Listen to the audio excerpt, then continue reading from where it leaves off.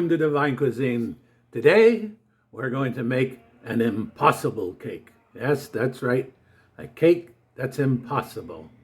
Has a wonderful, creamy custard on top, which starts on the bottom, and a delicious chocolate cake that starts on the top, but finishes on the bottom.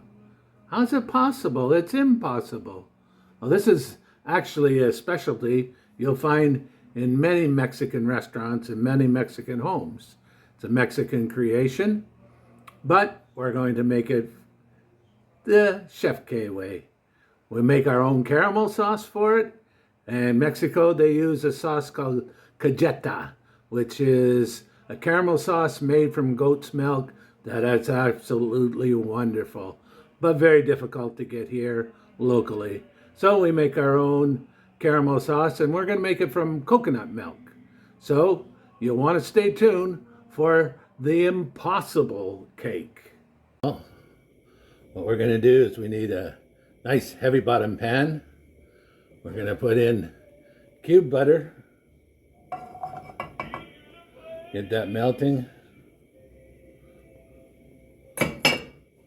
Along with our brown sugar. Remember the recipes already at chefk.com to do this.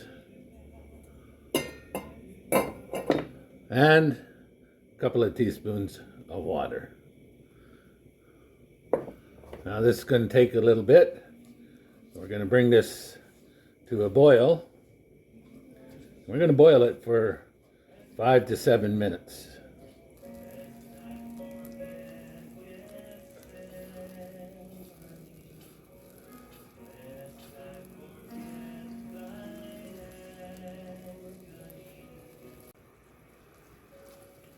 Once we begin to boil, sprinkle in your salt.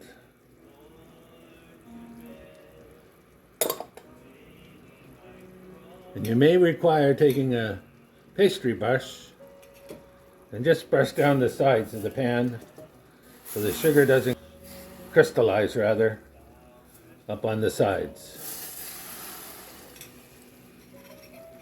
Now we're at a good boil. Let's boil that now 5 to 7 minutes. Stirring constantly. All right, our caramel has reached its time. Now we're going to add our coconut milk into this.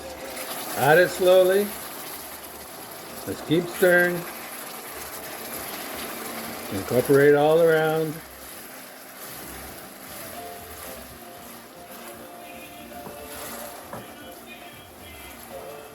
And we add our vanilla.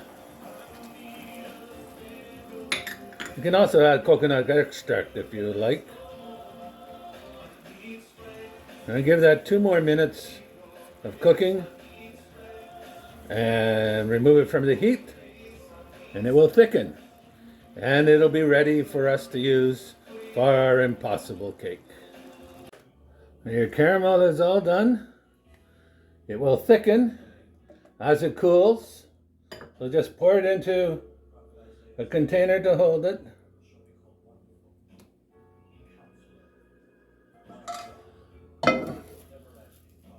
Cover it with a little bit of plastic wrap. Set it aside and let it cool. Once it's cool, we can continue on with our impossible cake. All right, for our custard for our impossible cake, we start with some cream cheese, room temperature. We're going to add 2 cans. Yes, cans. One is evaporated milk. The other is sweetened milk. We don't add any sugar because it's all right here within this little can.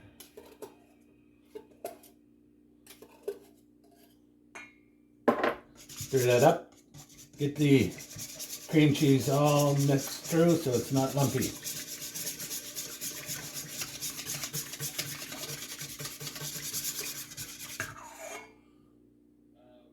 Now, of course, we want to add our eggs. Break them into a separate container. Make sure there's no shells.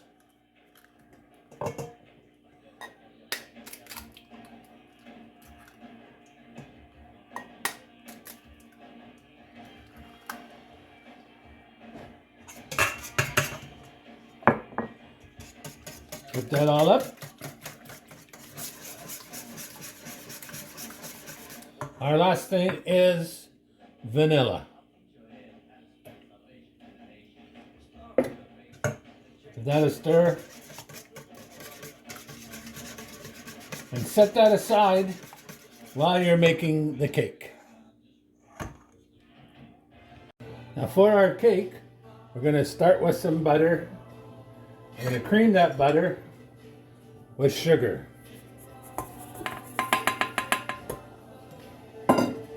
You got it nice and creamy. It's going to take about 3 minutes. While it's creaming, we're going to mix our dry ingredients. Here we have flour. Here we have cinnamon, baking powder, baking soda, and salt. Is that all in there? And cocoa powder, a good dark, rich cocoa powder. We're going to sift those together so that they're ready to go into our cake. While your butter is creaming, stop it, scrape it down every so often so that it's nice and smooth.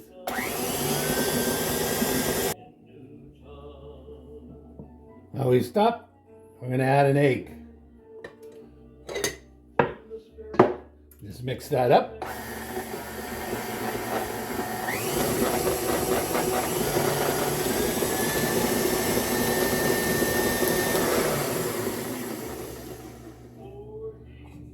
And now we add our dry ingredients.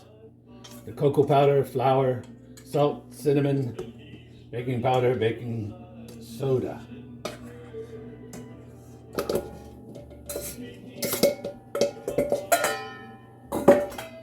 Along with that, we're going to add in buttermilk.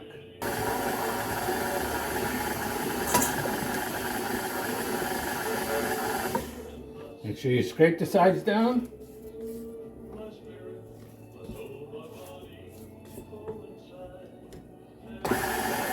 And mix it for about 2 minutes.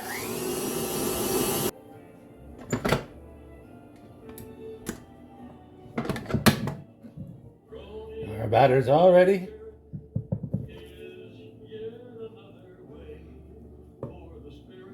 So we'll start building our impossible cake. Now to build our impossible cake, we take our caramel we made. And see how it nicely thickened up? Pour it around the sides. Quite a bit. We're going to end up with about, at least a quarter cup.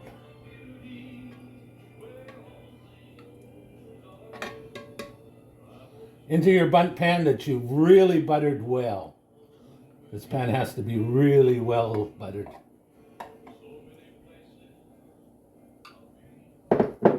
Let's give it a quick swirl.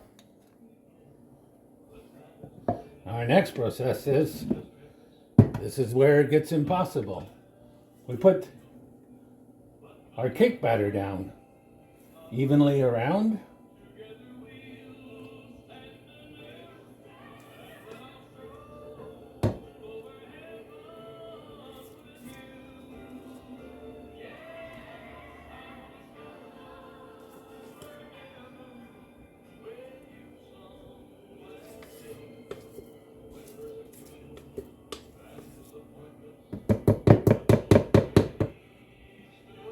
Make sure you spread it evenly around the bottom of the cake.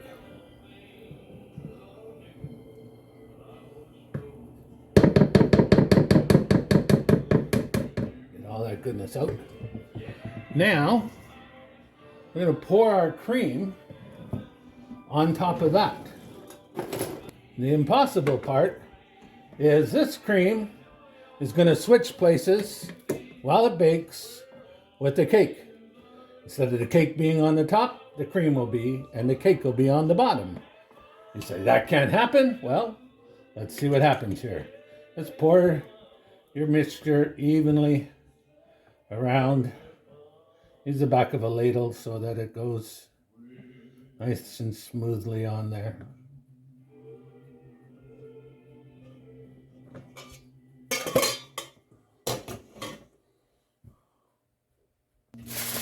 Cover your cake with a piece of parchment and a piece of foil. When we preheated our oven, we preheated a roasting pan with about 2 inches of water. We're going to put our cake in there. We're going to let it bake in the oven for about 75 minutes, maybe a little longer.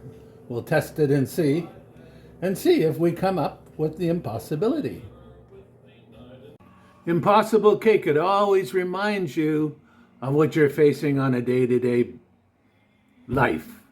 Every day we face situations we think are impossible. But you know, we have the Word of God, and when the Word of God says, if you abide in me and my words abide in you, you shall ask what you will and it will be done unto you. Now, a lot of people blow that scripture up and says, oh, that's not just true. Well, yeah, I can ask for anything, and they become ridiculous with it.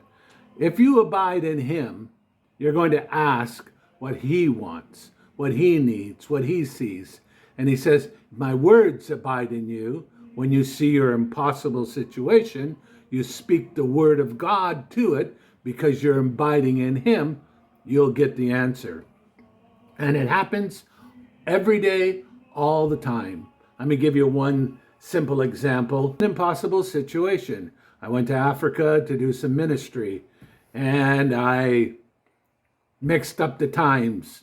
They used military times. I was using our time. I was arriving at 11 o'clock at night, and I told them 11 p.m. I should have told them 2300. So they were there waiting for me from 11 in the morning till when I arrived that night. And in Cameroon, everything's done by taxi. And the town we were going to, we flew into the city called Douala. We had to go to a town called Yaoundé. It's 90 miles away in the jungle. So it's not exactly what you call the 401 highway or the I-95. It's quite a bit different. And so the host who met me was very worried because now there were no taxis, no way to get that 90 miles through the jungle.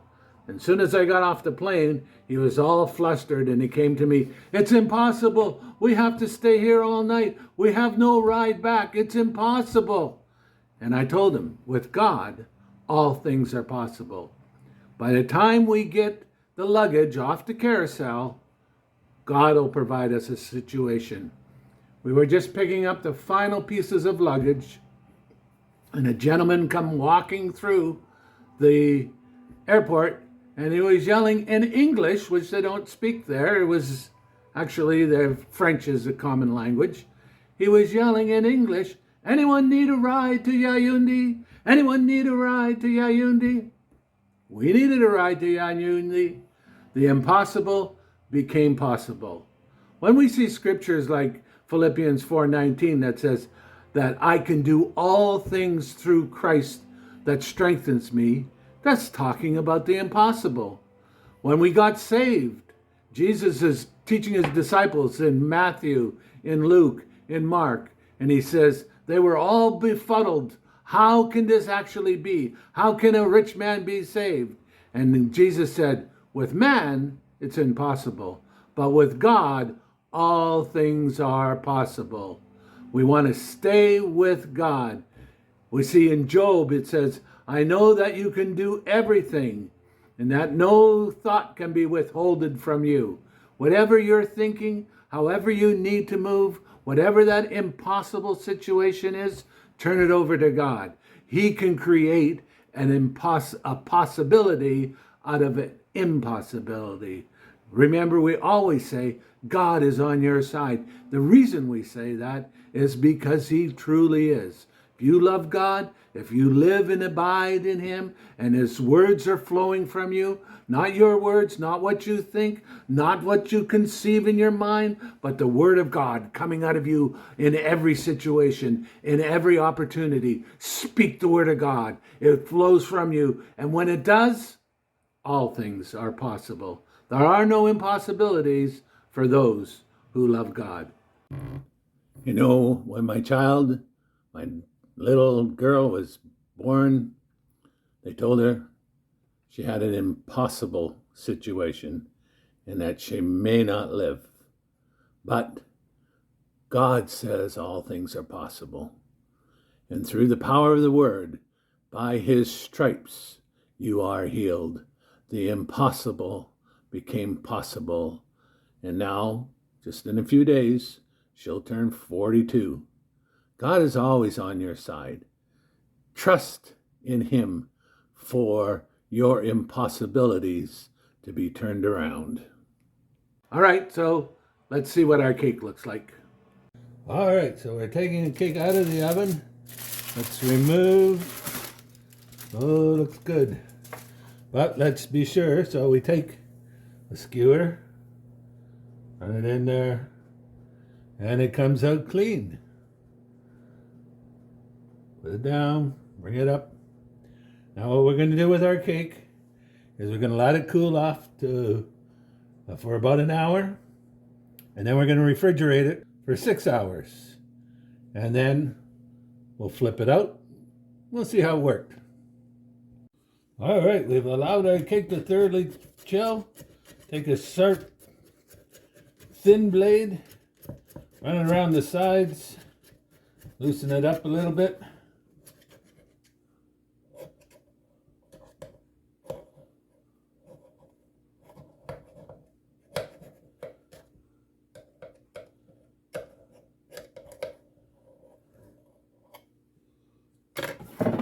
Put a pan on it. Let me give it a little shake.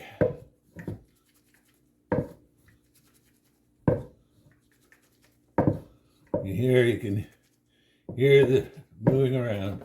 Put a pan on it. Flip it over.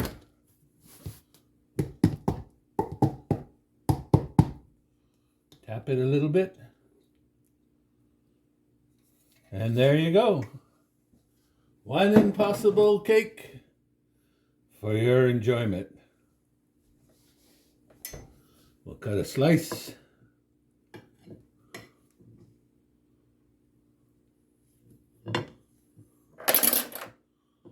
And there it is. The impossible cake. Hope you enjoy it. So that's our impossible cake. I hope you enjoyed it. Make sure you stay tuned for our next great adventure. You know it's going to be simply delicious here on Divine Cuisine with me, Chef K. Until next time, remember, God is on your side.